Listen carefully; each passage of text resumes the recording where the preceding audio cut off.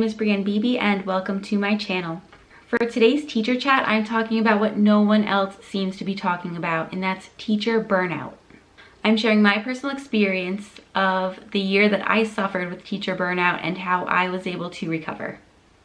Right now, I'm starting my 6th year of teaching and I'm as happy as I was when I first began teaching. Still stressed, endlessly busy, but happy. Making this video is difficult just because people aren't talking about it yet, so I'm not really sure what language I should use, and do I refer to this year as my burnout year? I'm not sure because I don't have any models to go off of, so hopefully this makes sense. My 4th year of teaching was my burnout year, but it was really the events of my 3rd year that kind of led up to it. The end of the very first week of my 3rd year, my principal asked me to meet with him after school one day, and he said that I need to have union representation with me. I was not prepared at all for what he was about to tell me. In my state, teachers are granted tenure after their 3rd probationary year if they're in good standing. It has recently been changed to 4. So my principal told me that he would not be recommending me for tenure based solely on my students' test scores. He reassured me that there was nothing else wrong. It was completely just because of the test scores. I teach in a Title I school, so it's not uncommon for students in our school district to perform poorly on state exams. However, since I was untenured and I had 2 years of poor performance, I was not getting tenure. In the same meeting, he also informed me that he did not give teachers a 4th probationary year because in the past when he's done it, it never worked out. So I was basically being told that this was going to be my last year.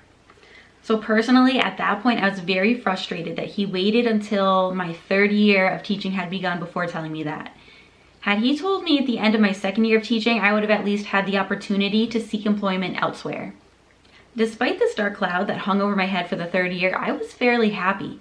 I had incredible students that will forever be near and dear to my heart. And in fact, I feel like my 3rd year was my best teaching year. Also during that year, I co-advised the senior class. The seniors that year were sophomores my very first year teaching in that school. So that class will always be special to me, and I really was not emotionally prepared for them to leave. I don't know if that's a normal teacher thing to just really miss a class once they graduate, but I just was not prepared for that, and it's the first time I ever had to experience that. So I was really attached to that class, and not having them there when they'd always been there, they'd always been part of the school in my experience, it kind of put me in a funk when I started out my 4th year because I just missed them terribly. It was actually the first time that I ever felt like I was not looking forward to September and going back to school. Due to those circumstances, I started my 4th year at kind of a low point and I was just in a funk. And then before I could pull myself out of it, I had some challenges thrown at me. The biggest was my 6th period class. I had about 20 students enrolled in geometry that did not pass the algebra regents. And even though algebra is a prerequisite for geometry, we can't keep kids out of a class just because they failed the regents. At least that's what I've been told. So I had this one class that, apart from 3 students, honestly, they were not ready or prepared to take or even be able to handle geometry.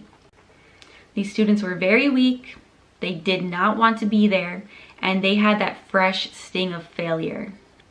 Had these students been spread out over the 3 sections of geometry that I taught that year, I think I would have been able to handle it much better. But since all of these students were concentrated into one class, it became very difficult to get anything done. Many times the students would successfully derail my lessons so that they could whine and complain about anything related to math and how they hated it and they didn't want to be there, and they would complain about their algebra teacher, and it was all just very unproductive, and nothing that I did or tried would get them to come out of it. I dreaded that class every single day. I think that now if I were to have that class again, I would have handled it very differently.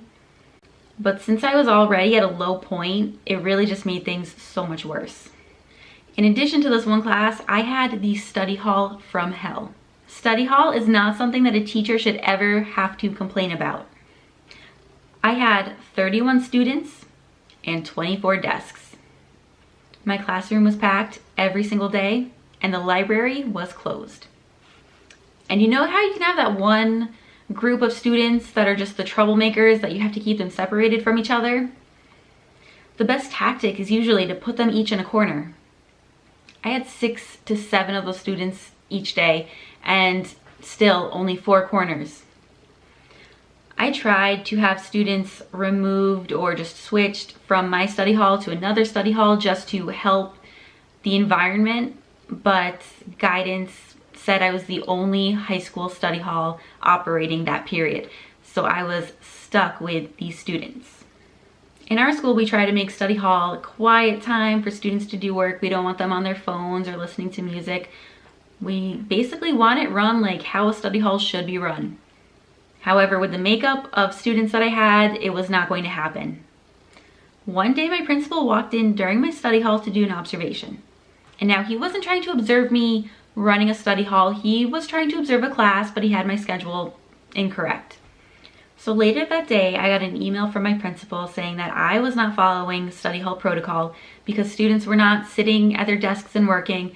They were sitting and talking, which honestly is an improvement compared to some of the other things that they would be doing during study hall, if I look down for a second. He also said that it had better be fixed and that he would be watching me for the rest of the school year. I did not get a what's happening here or what's the problem with the study hall or not even how can I help. Just this email, you are being watched. I really wish he had opened the door for communication just so I could say, you know what, I'm in survival mode here.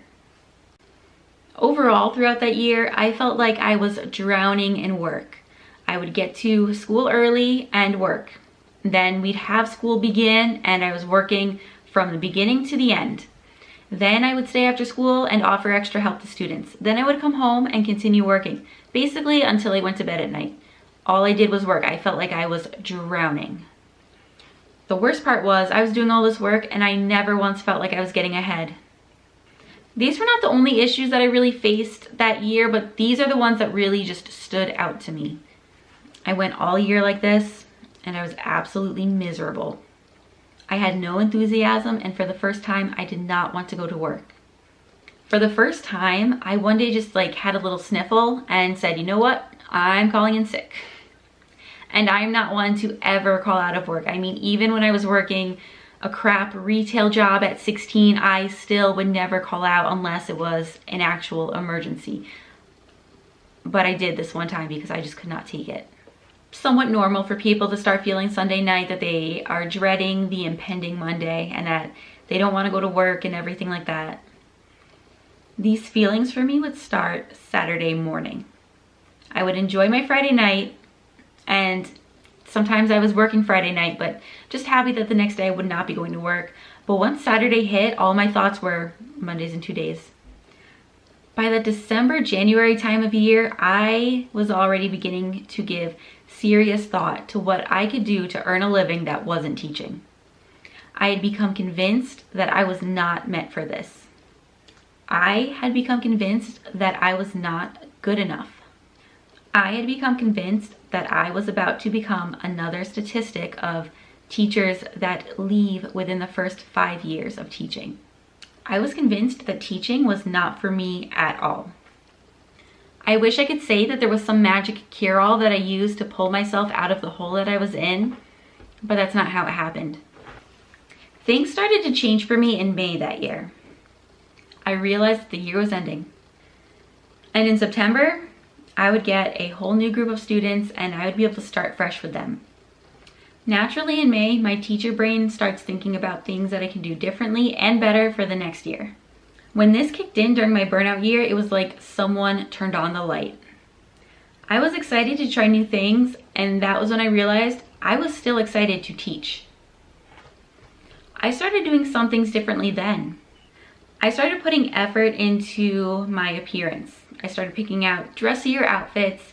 I started putting on more makeup like how I used to, and I started doing more with my hair.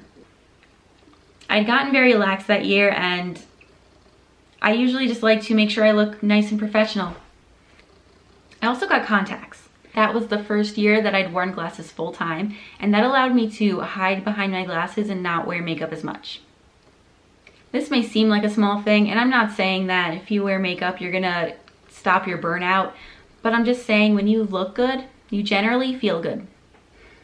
Things slowly improved, and I began my 5th year feeling better about teaching, trying new things, and finally getting into a planning routine that worked for me. This year I am feeling the complete opposite of how I felt during my burnout year. Granted, this year just started, but I have my passion and enthusiasm back. I now see that I've had a total mindset change. I've talked about this in my most recent vlog, but instead of wasting time dwelling on situations and problems that I cannot change, I instead focus on the solutions, or if I can't find a solution, I start looking on the bright side. It's like that quote, and I love a good quote. You can't change the wind, but you can adjust the sails. I have no idea who said that. I just memorized quotations, but not the authors. The most concrete example of my mindset shift is how I feel about weekends. Instead of dreading the impending Monday starting Saturday morning, or even Sunday, I don't think about it. Now, don't get me wrong, those thoughts do start to creep in, and then I just shut them down. In fact, last weekend, I started to look forward to Monday because I would get to see my students again. Now that I'm out of my dark place, I realized 2 things that I would have done differently had I known then what I know now. So firstly, I would have asked for help. I am independent to a fault. I don't even recognize asking for help as an option when it clearly is. Especially if you're a teacher. You're surrounded by other teachers.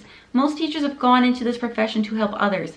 Seek out help if you need help ever. In my school, we're lucky to have an instructional coach, and she's there to help us with all kinds of teaching related issues, mainly about the classroom. But when I started to pull myself out of this burnout year in May and I spoke to her about it, she started looking up things that would have helped me, and I just wish I'd reached out to her sooner.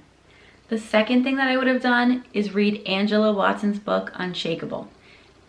Unshakable's subtitle is 20 Ways to Enjoy Teaching Every Day, No Matter What. I feel like this would have been the remedy had I realized it when I was going through my burnout year. The book that I have been reading by Angela Watson is called Awakened, and that book is specifically about changing your mindset as a teacher. I think I'm in the 2nd or 3rd chapter. I read it a little bit and then put it down to read something else, so I have to return to it. But it was just so great to just read some of the things, to know that I'm not alone and I'm not the only teacher feeling this way about certain things, and to just know that there is a solution. If you're looking to adjust your mindset as an educator, these are the books that you need to read. While the experience of burnout as a teacher was absolutely terrible and I never want to do it again, I'm so grateful to have gone through it. I learned that teaching won't always be sunshine and rainbows. But most importantly, I learned that I do genuinely love teaching, and that although it is extremely difficult at times, there is nothing else that I would rather spend my life doing. I'm so glad that I filmed this. This is one of the video topics that has been on my mind since I first started my YouTube channel. It just took me a while to really sit down and figure out what it was I wanted to say and how I wanted to say it, because burnout is so rarely talked about. The most I've seen on teacher burnout is a list of things, and it says if you agree with all these things, then yeah, you're experiencing teacher burnout. And then they give you some ideas on things that might help, but they're things like, pampering yourself and all that, which is good, and you should be doing that whether you're experiencing burnout or not. Like, you need to take care of you. But that's just not enough. I just feel like burnout is so much deeper than that, and there's so much to it. You really are best off if you talk to someone about it. So I hope you enjoyed this video. I'm sorry if it was depressing, but it's an experience that I learned from, and I hope that you can learn from it too. If you have any questions about anything at all related to this video, or even maybe not related to the video but related to teaching, leave them in the comments down below. I'd be happy to answer any questions. Make sure you're subscribed if you want to see my future content, and as always, thank you for watching.